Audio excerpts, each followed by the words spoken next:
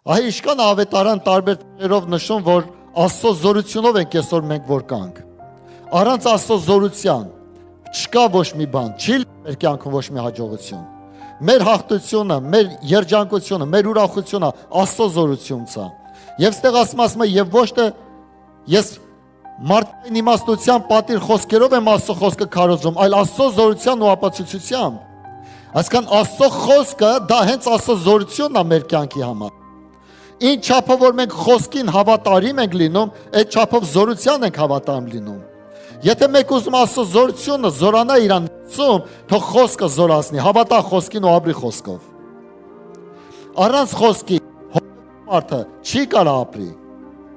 Հավատացեք, մենք երբ որ հոգևոր ենք դարել, ինչի հիման վրա ենք հոգևոր դարել։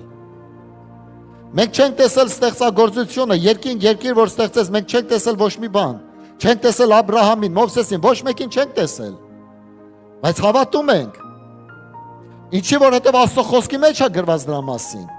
Ու ինչա տեղում, որ այդ հավատքով մենք զորանում ենք դրանով ու ստանում ենք Աստծո զորավոր հրաշքները մեր կյանքի մեջ։ Եվ սրա համար շատ կարևոր է, որ մենք մոտիկություն ունենանք Աստծո խոսքի հետ։ Աստծո խոսքը ամենազորավոր բանն է Աստծուց ուղարկված այսօր մեր կյանքի մեջ։ Եվ Սուրբ Հոգին այսօր տրված է մեզի, որ մենք կարողանանք այդ խոսքը ընդունել եւ օգտագործել։